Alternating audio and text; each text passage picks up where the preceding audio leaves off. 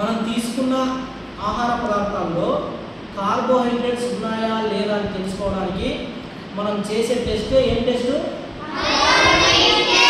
Iodine test. ఈ iodine test చేయాలి అంటే మనకు కావాల్సింది ఏమంటే అయోడిన్ సొల్యూషన్. మరి మనం ఏమేమి పదార్థాలు తీసుకున్నామంటే రైస్ తీసుకున్నాం, తర్వాత రాగి పిండి, తర్వాత బియ్యం పిండి తీసుకున్నాం, తర్వాత చాక్లెట్ కూడా ఉంది మన దగ్గర. ఓకేనా?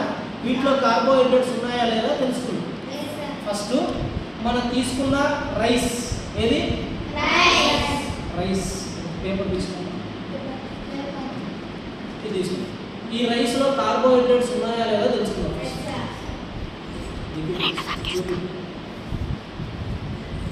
ఈ రైస్కి మనం ఏం కలపాలంటే దీనికి ఏం కలపాలంటే 2 చుక్కల అయోడిన్ సొల్యూషన్ కలపాలి.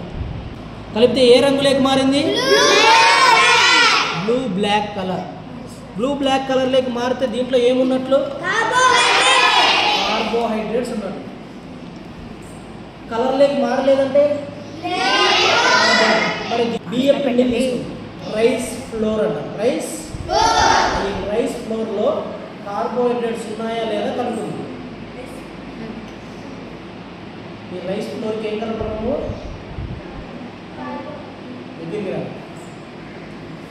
అయోడిన్ సొల్యూషన్ కలపాలి. ఏ రంగులోకి మారినాయి?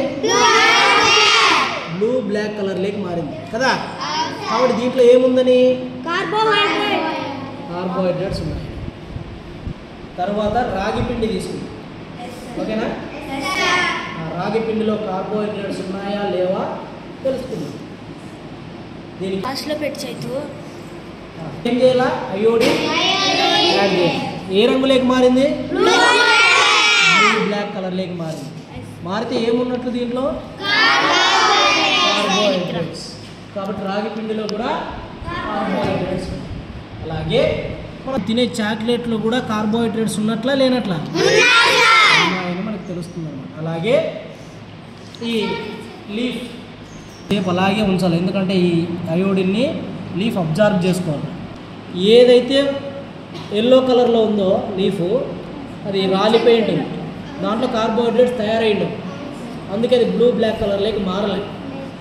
ఏదైతే గ్రీన్ కలర్ లీఫ్ ఉందో అది ప్లాంట్ నుంచి వచ్చింది కాబట్టి ప్లాంట్ ఫుడ్ని తయారు చేసుకుంటుంది లీఫ్తో, కాబట్టి అది బ్లూ బ్లాక్ కలర్లోకి మారుతుంది. దీన్ని బట్టి లీఫ్లో గ్రీన్ కలర్ లీఫ్లో ఫుడ్ కార్బోహైడ్రేట్స్ తయారైనాయి, రాలిపోయిన ఆకులో కార్బోహైడ్రేట్స్ లేవు అని మనం తెలుసుకోవచ్చు.